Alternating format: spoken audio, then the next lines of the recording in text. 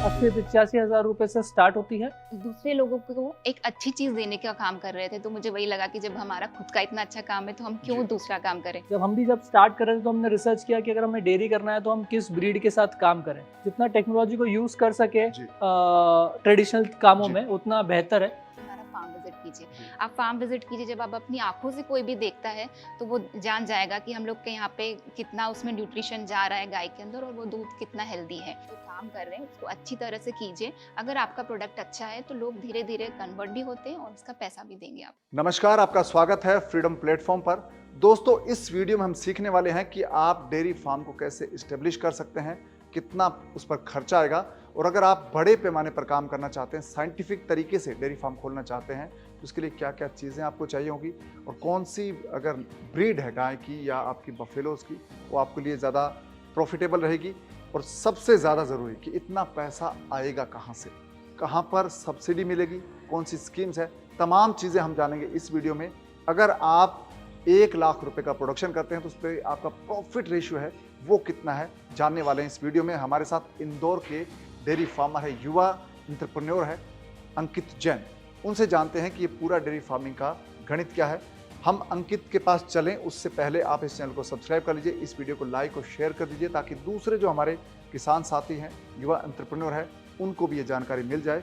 और एक चीज़ और कर लीजिए, फ्रीडम ऐप डाउनलोड कर लीजिए। फ्रीडम ऐप पर डेयरी फार्मिंग का एक पूरा कोर्स है जिसमें आप पूरी तरह से सीख पाएंगे कि डेयरी फार्मिंग करनी कैसे।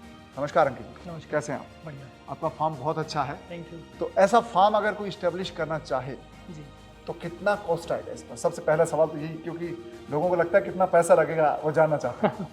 सर कॉस्ट का एक्चुअली ऐसा है, इट डिपेंड्स कि आप कितने क्वांटम पे चीज़ को करना चाहते हैं, कितना स्केल आप करना चाहते हैं उस चीज़ों के ऊपर। जी। और क्या होता है सर कि हर जगह का इंडिया बहुत बड़ी कंट्री है, हर जगह का कॉस्ट अलग अलग होता है। जी। क्योंकि बिल्डिंग मटेरियल कॉस्ट सब जगह अलग अलग होता है। सो बेसिक इंफ्रास्ट्रक्चर जो आपको बिल्डिंग के लिए लगता है वही एक इंफ्रास्ट्रक्चर होता है।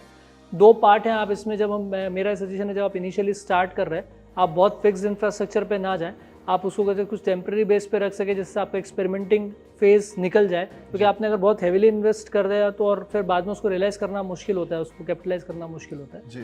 तो आप थोड़ा टेम्प्रेरी स्ट्रक्चर्स पे जाएं तो उसमें बहुत ज़्यादा कॉस्ट नहीं लगेगा आपका।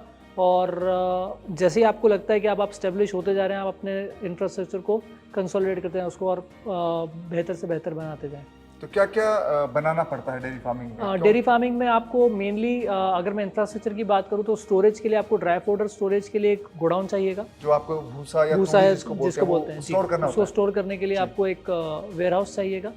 फिर जो आपके अगर वहाँ पर आपने लेबर रखना है तो उनको लेबर को रहने के लिए जो कमरे चाहिए या जो जगह चाहिए आपको वो क्रिएट करना पड़ेगा। जी। इसके अलावा गाय के शेड, अगेन डिपेंड कि आप कितनी गाय या कितनी भैंस रखना चाह रहे हैं और किस तरीके से रखना चाह रहे हैं। एक होता है टाइट सिस्टम जो नॉर्मली गांव में फॉलो होता है कि एक बाड़ा बना दिया, एक शेड बना दिया, उसमें बांध दिया। जी। उसके लिए जगह कम लगती है। लेकिन अगर आप ओपन सिस्टम रखना चाहते हैं, फ्री सिस्टम रखना चाहते हैं, तो उसमें आपको जगह थोड़ी ज़्यादा लगेगी। तो डेयरी एक इतना वास्ट चीज़ है कि आप क्या तरीके से करना चाहते हैं उसके ऊपर आपकी कॉस्ट निर्भर करती है। बट अगर मैं एक ब्रॉडली बात करूं, अगर हम टाइट सिस्टम की बात करते हैं, आप गायों को बांधना है अल्टीमेटली किसी न किसी समय पर, आपको एक गाय के लिए आपको अप्रोक्सीमेटली 60 से 70 स्क्वायर फीट का जगह लगता है। अब आप कितना रखना चाहते हैं उसके हिसाब से डिपेंड करता है। किस ब्रीड का कैटल आपके पास है, गाय है किस ब्रीड की है, भैंस है किस ब्रीड की है। अगर आप जाफराबादी भैंस की बात करेंगे उसको बहुत जगह लगती है। जी। वहीं आप देसी भैंस की बात करेंगे उसको कम जगह लगती है। मुर्रा को थोड़ी कंपेरेटिवली इनके बीच की जगह लगती है। जी। गायों में बात करेंगे गिर को ज़्यादा जगह चाहिए, साहिवाल को उसके कंपेरिजन में थोड़ी कम चाहिए। तो ब्रीड साइज पर डिपेंड करता है कि आपको कितनी क्या चीज़ें चाहिए। बट हाँ, मतलब आप इनिशियली अगर हम इंफ्रास्ट्रक्चर की बात कर रहे हैं तो आप ये मानिए कि ये साइज़ मैं आपको बता सकता हूँ आइडिया कि कितना साइज़ आपको लगता है। उसके हिसाब से जहाँ पे जैसा बिल्डिंग मटेरियल का कॉस्ट है पर स्क्वायर फीट, उसके हिसाब से आप कॉस्ट कैलकुलेट कर सकते हैं कि अल्टीमेटली कॉस्ट जाएगा कितना। बट अगर हम हमारे फार्म की बात करें तो यहाँ पर जो इंफ्रास्ट्रक्चर आपने कवर किया, इस इंफ्रास्ट्रक्चर को बनाने के लिए सिविल इंफ्रास्ट्रक्चर की अगर हम बात करें तो हमारा एक्सपेंस करीब 1.25 CR मतलब 1.25 करोड़ का है। 1.25 करोड़ रुपए इन्वेस्टमेंट आपका हुआ इस वक्त सिविल इंफ्रास्ट्रक्चर। जी। 130 गायों के लिए आपका है ये? हाँ, 130 नहीं, इनफैक्ट आप बोले क्योंकि हमने बहुत सारा कैपेसिटी क्रिएट किया हुआ है, उसको हमको बेसिक चीज़ें क्रिएट की हुई है, थोड़ा सा और एक्सपेंशन करेंगे तो ये हमारा जाएगा अप्रॉक्सीमेटली, आप समझिए 200 काउस का हमारे पास कैपेसिटी है, 200 जो गायों को हाँ रखने मतलब के इसके लिए हमको करीब 25-30 लाख और खर्च करना पड़ेगा, बट वो 200 गायों का कैपेसिटी क्रिएट हो जाएगा। बहुत ही साइंटिफिक तरीके से ये, इसमें हर चीज़ क्या क्या चीज़ें होनी चाहिए, आइडियल जो फार्म बनता है उसमें क्या देखिए क्या बेसिकली आपको गाय को रखने के लिए एक शेड चाहिए होता है, उनके काफ्स बच्चों को रखने के लिए एक शेड चाहिए अलग होता है से? अलग से, जी जो बच्चे दूध पी रहे हैं उनके लिए। फिर कुछ बच्चे अगर आप मान लीजिए एक प्रोसेस ऑफ ऑपरेशन ऐसा होता है कि हम सिर्फ मिल्किंग गाय रख रहे हैं, उनके बच्चे रख रहे हैं, बाकी जो बच्चे हो रहे हैं उनको सेल कर रहे जी। हैं, हम हमारे फार्म पे नहीं रख रहे हैं। और एक है, आप अगर नेक्स्ट जनरेशन तैयार करना चाहते हैं तो उन बच्चों को भी आपको आपके फार्म पर रखना पड़ेगा। अगर मैं गिर ब्रीड की बात करूं तो एक बच्चे के जन्म से लेकर उसके, अगर वो फीमेल काफ है, बछड़ी है, तो उसके गाय बनने तक में करीब 3.5 साल का समय लगता है। 3 से 3.5 साल वेरी करता है, 3.5 साल नॉर्मली लग जाता है। तो 3.5 साल आपको उस बच्चे को भी संभालना है, तो उसके लिए भी आपको एक जगह चाहिए जहाँ आप उस बच्चे को 3.5 साल रखने के लिए जगह तो चाहिएगी। तो इट ऑल डिपेंड कि आपकी पॉलिसी क्या है, आप किस तरीके से काम करना चाहते हैं, उस हिसाब से आपको इंफ्रास्ट्रक्चर क्रिएट करना पड़ेगा। तो अगर कोई नया डेयरी फार्म शुरू करना चाहते हैं, हमारे जो देखने वाले युवा साथी हैं, किसान हैं, तो कितनी गाय के साथ उनको करना चाहिए? मेरे हिसाब से मिनिमम क्वांटिटी पे भी आप जाएं तो आपको कम से कम 8 से 10 गाय होना चाहिए आपके पास। 8 से 10 गाय कम से कम। उससे ज़्यादा हो तो बहुत अच्छा है। ज़्यादा हो तो अच्छा है, बट एक एक्सपेरिमेंट करने के लिए, कहने के लिए तो लोग ये भी बोलते हैं कि आप 2 गाय से स्टार्ट करो, बट वो सीखने के लिए हो सकता है 2 गाय से स्टार्ट करना, बिजनेस के लिए नहीं हो सकता, क्योंकि 2 गाय का दूध मार्केट, 2 गाय पे भी आपको उतना ही टाइम देना है, आपको रोज सुबह उठना है, आपको रोज वही सब चीजें करनी है, 10 के लिए भी करनी है, तो क्यों ना 10 के लिए करें। बिजनेस पॉइंट पे सीखने के लिए नो डाउट 2 गाय आपको रखना है। जैसे आपने अगर नहीं किया है, मेरे जैसे लोग जो उन्होंने कभी गाय नहीं पाली है और आप स्टार्ट करना चाहते हैं, तो आप 2 गाय रख के देखिए और आपको लगता है कि हाँ आपको आता है, आपका फैमिली में ऑलरेडी लोग रख रहे हैं, पहले किया हुआ है, मेरे हिसाब से 10 गाय एक ऐसा अमाउंट है, इतना क्वांटम है कि आप कमर्शियल कॉस्ट जो होता है डिस्ट्रीब्यूशंस का, बाकी सब चीज़ों का, वो आप मैनेज कर पाएंगे। जी, अब बात आई कि आपका ये स्ट्रक्चर बन गया है, इसके बाद जब हम बात करते हैं कि आपका जो पैसा, जैसे नए लोग हैं उनके पास, कई लोगों के पास इतना पैसा नहीं होता कि वो 10 गायों को खरीद सके, स्ट्रक्चर खड़ा कर सके जी, तो क्या इस पे कोई लोन या कोई सब्सिडी की स्कीम है जिससे पैसा आ सके लोगों के पास? जी बिल्कुल है, हर लेवल पे है। अगर आप डेयरी फार्मिंग की बात करें, एनिमल हस्बेंड्री की बात करें, तो जैसा इंडिया में मेजरली अगर आप होल्डिंग देखेंगे तो स्मॉल फार्मर्स का होल्डिंग होता है, जो 2 गाय से 10 गाय के या 2 भैंस से 10 भैंस के आसपास रखते हैं। नॉर्मली 90% स्टेक होल्डर्स जो हैं मिल्क प्रोडक्शन में, वो 2 से 10 वाले ही हैं। तो गवर्नमेंट की मोस्टली स्कीम्स छोटे फार्मर्स को देख के बनाई जाती है। तो आप किसी भी आपके नियरेस्ट बैंक में अगर आप जाएंगे तो एग्रीकल्चर फॉर्मेट में आपको वहाँ पर फंड्स मिल सकते हैं, सब्सिडाइज रेट पर मिल जाते हैं, जहाँ ऑलमोस्ट आपको अप टू 50% सब्सिडी मिल जाता है। कैटल प्रोक्योरमेंट पर भी, मतलब आप गाय या भैंस खरीदना चाहते हैं तो उस पर भी, आप अगर कुछ शेड क्रिएट करना चाहते हैं तो उस पर भी, क्योंकि बेसिक शेड होता है, बहुत ज़्यादा फंड्स का नीड नहीं होता, तो बेसिक नीड आप वहाँ से प्रोक्योर करके या अवेल करके आप स्टार्ट कर सकते हैं। एक बार आप जब स्केल अप करने पे जा रहे हैं, आपके पास ऑलरेडी एक सेट है कि आप 10 गाय या 10 भैंस का आप बिजनेस कर रहे हैं, फिर आप किसी भी बैंक को अप्रोच करेंगे, आपके पास एक सेट बिजनेस है, उसको एक्सपेंशन के लिए आपको फंड्स मिल जाएंगे, वो बहुत बड़ा टास्क नहीं होता है। तो क्या कोई सब्सिडी स्कीम्स भी है इस पर? जी बिल्कुल है सब्सिडी, हर स्टेट गवर्नमेंट की एक अलग स्कीम होती ही है, और नाबार्ड एक ऐसी बॉडी है जो इस चीज़ को गवर्न करती है। तो आप नाबार्ड की, आपका क्राइटेरिया कहाँ फिट होता है नाबार्ड की स्कीम में, वो आप देखेंगे तो आपको बहुत सारी जानकारी वहाँ से मिल सकती है। तो दोस्तों, जो स्कीम की बात करते हैं, तो अगर आप डेयरी फार्मिंग की स्कीम के बारे में जानना चाहते हो तो जो चैनल है फ्रीडम ऐप बिजनेस, उस पर जाकर डेयरी फार्मिंग के लिए जो लोन मिलता है उसके बारे में जान सकते हैं। क्या ये जो आपका डेयरी फार्म है, ये एसएमई उस कैटेगरी में आता है, लघु एवं सूक्ष्म उद्योग की कैटेगरी? सर 2 चीज़ें होती है, अगर आप प्रोसेसिंग में इन्वॉल्व हैं तो आप एमएसएमई में रजिस्टर करवा सकते हैं, बट हम अभी प्रोसेसिंग में नहीं है, क्योंकि हम दूध भी जो प्रोड्यूस करते हैं, हम नेचुरल दूध कस्टमर्स तक पहुंचा रहे हैं, हम कुछ प्रोसेसिंग में इन्वॉल्व नहीं है। So it is more like animal husbandry, not dairy processing, तो इसलिए हम वहाँ पर अभी रजिस्टर नहीं है as such MSME in the sense of procuring the schemes and all, मतलब जो होता है ना कि आप स्कीम्स का बेनिफिट ले सकें, वो अभी हम उस चीज़ में नहीं, क्योंकि हम प्रोसेसिंग में नहीं है, अभी हम सिर्फ प्रोडक्शन में है। बट सूनर और लेटर जैसे जैसे हम स्केल अप करेंगे, हमारा प्रोडक्शन हम बढ़ाएंगे, हम बिल्कुल उस चीज़ों के साथ जाएंगे।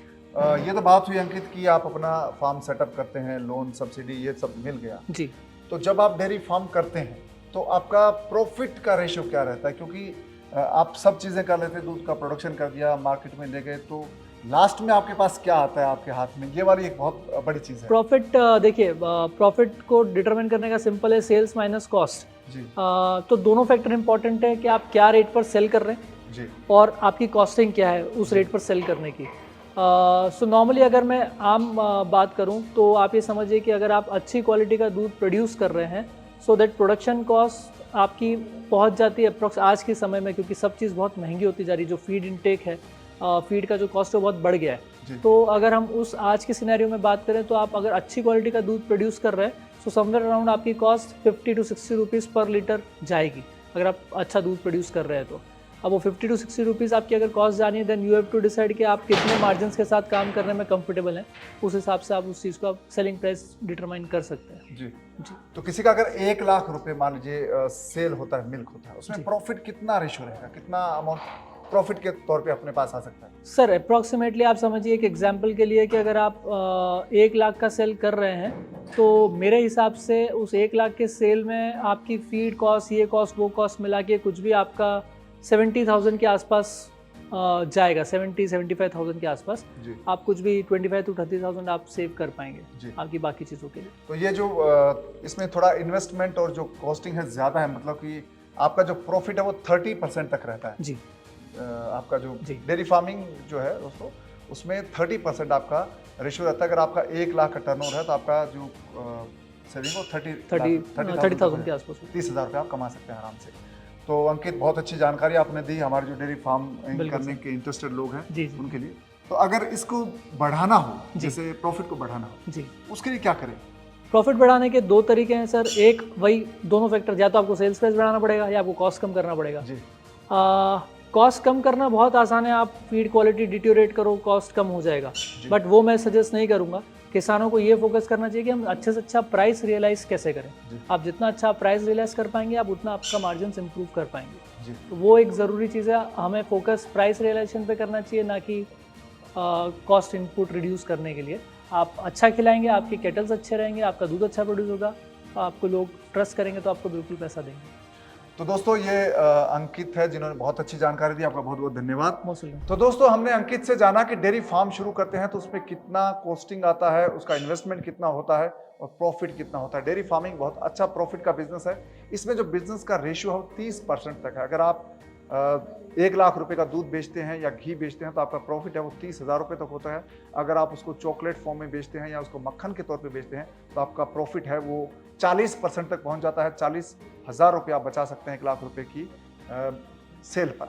तो दोस्तों ये सब हमने जाना है, देखा है। इंदौर का ये डेयरी फार्म है, बहुत ज़बरदस्त डेयरी फार्म आपने देखा है, जाना है। उम्मीद है कि ये आपको पसंद आया है और ये बिजनेस आइडिया आप अपना सकते हैं। अगर आप छोटे किसान हैं तो आप 2 या 3 या 4 पशुओं के साथ शुरू कर सकते हैं डेयरी फार्म, अपने घर में जो आपके उपलब्ध संसाधन है उनके साथ। और अगर आप साइंटिफिक तरीके से बिजनेस के तौर पर इसको शुरू करना चाहते हैं तो आप 10 या 15 गायों के साथ या भैंसों के साथ शुरू कर सकते हैं। ये बहुत अच्छा बिजनेस आइडिया है और ये इंडिया में बहुत अच्छी मार्केट मिल्क की है। और इंदौर जैसे शहर में अगर आप हैं तो आपके लिए बहुत स्कोप है। अगर आप बड़े शहरों के नज़दीक रहने वाले हैं तो आपके लिए बहुत अच्छा स्कोप है।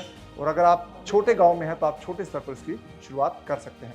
तो दोस्तों ऐसी ही जानकारी फ्रीडम यात्रा के दौरान मध्य प्रदेश का ये पड़ाव है, उसमें आपको मैं देता रहूँगा। ऐसे ही दिलचस्प लोगों के साथ, दिलचस्प बिजनेस वाले लोगों से आपको मिलवाता रहूँगा जो भारत को बदलने में लगे हैं और अपनी एक खुद की ग्रोथ स्टोरी वो लिख रहे हैं। तो इसके लिए आप इस चैनल को सब्सक्राइब कर लीजिए ताकि ऐसे वीडियोस जब भी अपलोड हो तो आपको सबसे पहले मिल जाएं। और एक चीज़ और आपको करनी है, इस वीडियो को लाइक और शेयर करना है ताकि हमारे जो दूसरे किसान साथी हैं उनको फ़ायदा मिले, उनको बेहतर ढंग से जो डेयरी फार्म शुरू करना है वो सीख जाए। और डेयरी फार्मिंग अगर आपको सीखने की जहाँ तक बात आती है तो आप डाउनलोड कर लीजिए फ्रीडम ऐप। उस पर एक पूरा कोर्स है जिसमें आपको A to Z गाइडेंस मिल जाएगी। तो आपसे मुलाकात होगी किसी नए हीरो के साथ, किसी नए फ्रीडम वॉरियर के साथ जो अपनी कहानी, अपनी ग्रोथ स्टोरी खुद लिख रहे हैं। तब तक आप अपना ख्याल रखिए, दीजिए इजाज़त, नमस्कार।